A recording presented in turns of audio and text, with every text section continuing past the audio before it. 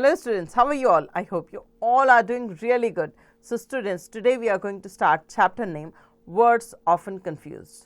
कुछ वर्ड जो है कई बार हम उन्हें सुनने के बाद कंफ्यूज हो जाते हैं कि बात कौन से वाले वर्ड की हो रही है. तो चलिए ऐसे ही कुछ वर्ड्स के बारे में यहाँ जानते हैं. The words sun or sun and sun, both the sun sounds quite similar but they have different spellings, right? And they have different meaning as well. Have similar sound but different spellings and meaning. So have the word pair and pair, so they are different words. Okay, the word that have the same sound but different spelling and meanings are called homophones. ऐसे words जिनकी meaning अलग होती है, spellings अलग होती है, but वो sound एक जैसा करते हैं, ऐसे words को हम कहते हैं homophones. Okay, now here are some words which we often confuse with each other. Confuse means कई बार हम उन्हें पहचानने में, सुनने के बाद ये समझने में कि कौन से वर्ड का इस्तेमाल किया गया है, कंफ्यूज हो जाते हैं. सो यहाँ कुछ वर्ड्स दिए गए हैं और उनके साथ उनकी मीनिंग्स भी दी गई हैं. Accept, please accept my congratulations on your success, मतलब किसी चीज़ को ग्रहण करना, मान लेना. कोई अगर आपको मुबारकबाद दे रहा है तो उसके जो उसकी कॉन्ग्रेचुलेशंस है उसको आप एक्सेप्ट कर रहे हैं. Except all my cousin except Rashi attended my birthday. Except मतलब इसके अलावा, ठीक है, इसके अलावा बाकी सब ने मेरा बर्थडे जो है वो उसको ज्वाइन किया था, या मतलब मेरे सारे जो कज़न्स हैं वो मेरे बर्थडे पे आए थे सिवाय राशि के. इस तरह से. एंजल, एंगल, एंजल और एंगल. द एंजल का मतलब होता है the baby girl is like an angel, and angle का मतलब होता है राइट एंगल हैज़ 90 डिग्री. सो आपने 90 डिग्री पढ़ा है ना, बिल्कुल स्ट्रेट होता है वही. आगे करते हैं बर्थ एंड बर्थ. बर्थ का मतलब my birth is reserved in Shalimar express. Birth का मतलब यहाँ होता है ट्रेन की जो सीट हम रिजर्व करते हैं अपने लिए उसको. So that is called birth. But यहाँ दूसरा बर्थ जो होता है उसका मतलब होता है जन्म देना. The date of his birth is 20th March. Die and dye. Number 1 die जो है, 1000 of people die in an accident every day.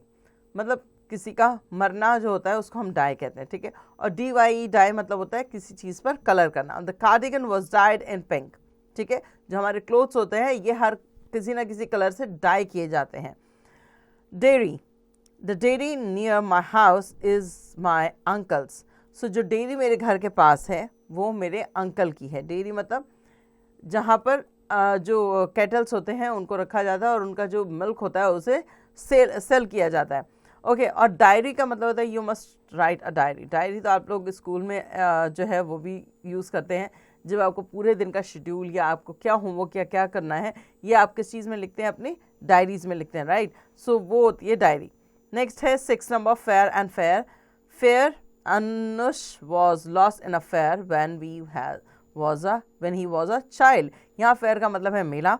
And fair, the train fare from Delhi to Jaipur is 1000 rupees. यहाँ मतलब है किराया. Okay. Number 7, here, sit here, the seat is yours. Here, did you hear some noise. यहाँ number 1 में sit here का मतलब है यहाँ बैठो, यहाँ. और हियर का मतलब है सुनना. Did you hear some noise, क्या तुमने कुछ आवाज़ सुनी. Plane, a plane took off at 8 PM. Plane मतलब एरोप्लेन. जो एरोप्लेन है वो 8 बजे उड़ गया. And plain, Shanta wears plain clothes, मतलब बिल्कुल प्लेन जिसमें कोई कलर प्रिंट ऐसा कुछ ना हो, ऐसा. Now number 9 is quiet. Atul is a quiet boy. Quite, I am quite tired. Okay. Number 10 is hail और hale. Rain was accompanied by hail. या हेल का मतलब है ओले. और hale, her mother is hale and hearty. Number 11, council. We formed a council to discuss all important matters. Council, we formed a council to discuss all important matters. Council, my father counseled me on my behavior. Number 12, root. The root is a part of plant which is buried underground. And route, the route map to the venue of party is printed on the invitation card.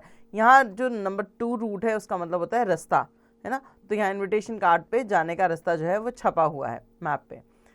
Number 13, sale. Jewellery is on sale during Navratras and sail, the sail of the ship were blown.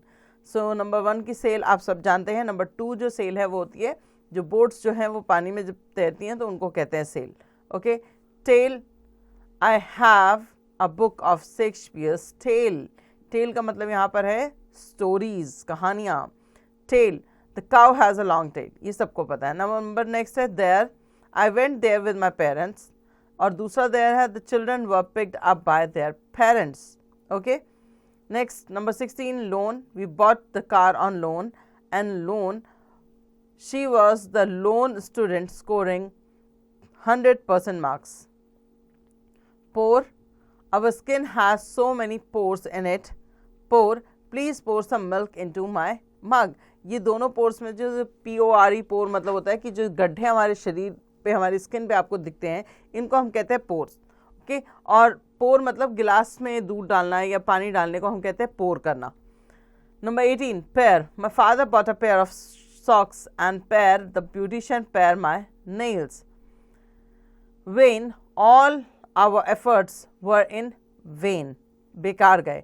When, vein carries blood to the heart.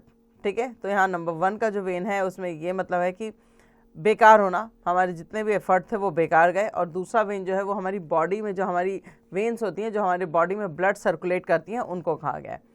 Now number 20 is lesson. The teacher taught us a new lesson today and lessen, I must lessen my weight, कम करना.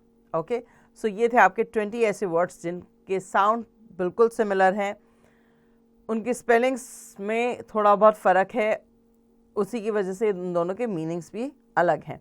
Okay, चलिए आगे देखते हैं. Assessment zone.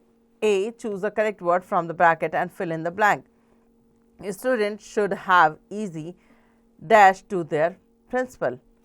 Assess और access, इनमें से कौन सा सुटेबल वर्ड है जो यहाँ पर फिल होगा, ये आपको फाइंड आउट करना है. अब आप इसको पूरे को रीड करेंगे, सारे क्वेश्चंस को, और क्वेश्चंस के अकॉर्डिंग जो भी आंसर सुटेबल होगा उसको यहाँ पर फिल करेंगे.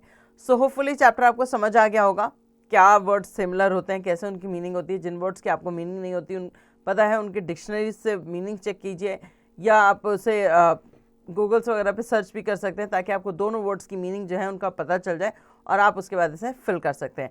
सो होपफुली चैप्टर समझ आ गया होगा. पेंडिंग एक्सरसाइज अब आप खुद से करेंगे.